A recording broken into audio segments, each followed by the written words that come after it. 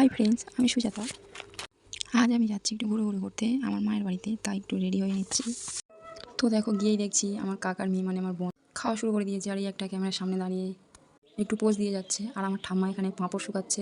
আমার কাকা পাঁপড় ব্যবসা করে, তো তাই ল্যাদ খেয়ে বেড়াচ্ছে। আমি একটু হাই করে দিতে বললাম, হাই করলো। আর আমার কাকার মেয়ে দেখো এখানে, ও কিন্তু খুবই ছোটো, তাও দেখো কত সুন্দর হোমমেড চুড়ি বানিয়েছে। তো এই যে বললাম আমার কাকা পাঁপড় ব্যবসা করে, দেখো গিয়ে দেখছি আমার কাকা অলরেডি পাঁপড় ভাজা শুরু করে দিয়েছে। দেখো কি সুন্দর পাঁপড় ভেজেছে। আমি আমার কাকার থেকে এক প্যাকেট পাঁপড় নিয়ে চলে এসেছি। আমার দুপুরের খাওয়া দাওয়া হয়ে গেছে, একটু শুয়ে শুয়ে ল্যাদ খাচ্ছিলাম। তখনই আমার কাকার মেয়ে এসে বললো, আমাকে একটু ঝাল ঝাল সুজি বানিয়ে খাওয়াবি।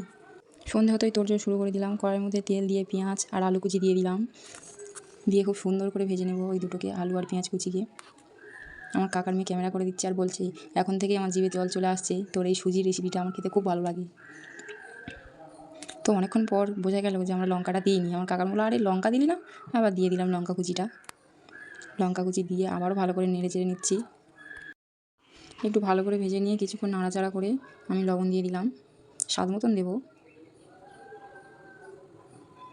স্বাদ মতন লবণ দিয়ে দিলাম, আবারও নাড়াচাড়া করে নিলাম। এবার আমি ঢাকা দিয়ে দেবো, সিদ্ধ হওয়ার জন্য অপেক্ষা করবো কিছুক্ষণ। তো দেখো আমার আলু সিদ্ধ হয়ে গেছে। আমি এবার তার মধ্যে দিয়ে দিলাম হলুদ গুঁড়ো, লঙ্কার গুঁড়ো। ওটা ক্যামেরাতে নিতে ভুলে গেছিলাম, তাই তোমরা দিয়ে দেবে বলে দিলাম। দেখো এটা খুব লাল লাল করে ভেজে নেবো, ভালো করে ভাজা হয়ে গেছে। এবার সুজিটা তার মধ্যে আমি দিয়ে দিলাম। আর হ্যাঁ, একটা কথা, তোমরা কিন্তু এতে তেলের পরিমাণটা একটু বেশি করেই দেবে, সুজিটা ঝুরঝুরে হতে সুবিধা হবে। নতুনদের জন্য তো খুব টাফ একটা ব্যাপার, তাই বললাম তেলটা একটু বেশি করেই দেবে। দিয়ে বানিয়ে খেয়ে দেখো, অপূর্ব লাগে। এমনি মিষ্টি সুজি তো আমরা সবাই বানিয়ে খাই, মিষ্টি সুজির থেকেও বেশ সুন্দর টেস্ট লাগে।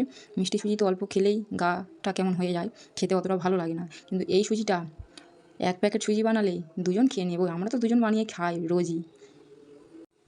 তো দেখো অনেকক্ষণ সুজিটা নাড়াচাড়া করে নিলাম। এবার আমি সুজির মধ্যে জল দেবো।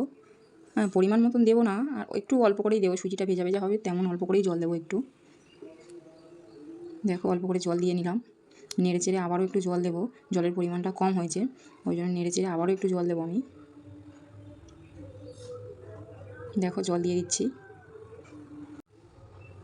আবারও একটু নেড়ে চেড়ে নিচ্ছি, বেশ ভালো করে মিশিয়ে নেব, যাতে সুজির গায়ে সব ভালোভাবে জলটা শুকিয়ে যায়। দেখো এবার আমি ঢাকা দিয়ে দিলাম। খুব বেশি হলে হয়তো 2 মিনিট রাখবে। 2 মিনিট রাখার পরে আবার থালাটা খুলে নেবে। নিয়ে দেখো আমি থালাটা খুলে নিচ্ছি। দেখো একটু জুম করেই দেখাচ্ছি তোমাদেরকে। এবার দেখো সুজিটা কত সুন্দর ঝুরঝুরে হয়েছে, কত সুন্দর কালার এসেছে, দেখো তোমরা সবাই। তো আমার কাকার মেয়ে বলছিল যেতে একটু চিনি দিলে বেশ সুন্দর স্বাদ আসবে, একটু চিনি দিতে। আমি একটু অল্প করে, সামান্য অল্প করে একটু চিনি দিয়ে দিলাম, দিয়ে আবারও সুন্দর করে একটু নাড়াচাড়া করে নিলাম। দেখো আমার কাকার মেয়ে বলছে, আমাকে দে আমাকে দে, আমি একটু ভাজি, তাহলে দেখবি সুজির স্বাদটা আরও দ্বিগুণ হয়ে যাবে। তো আমি একটু গরম মশলা দিয়ে দিলাম। আমি বললাম একটু গরম মশলা দিয়ে, তাহলে স্বাদটাও সেন্টটা আরও সুন্দর আসবে। তো একটু গরম মশলা দিয়ে দিলাম। গরম মশলা দেওয়ার পর না, কালারটা ওহ জাস্ট ওয়াও, শুধু কালারটা এসেছে দেখো, সেই সুন্দর। তো দেখো আমি এবার এটা একটা বাটির মধ্যে নামিয়ে নিচ্ছি।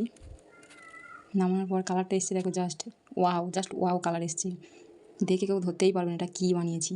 তো দেখো এখানে আমার কাকার মেয়ে খেয়ে একটু রিভিউ দিচ্ছিলো, বলছিল দারুণ হয়েছে, দারুণ। তো বাই, এই পর্যন্ত আমার ব্লগটা শেষ করলাম, টাটা।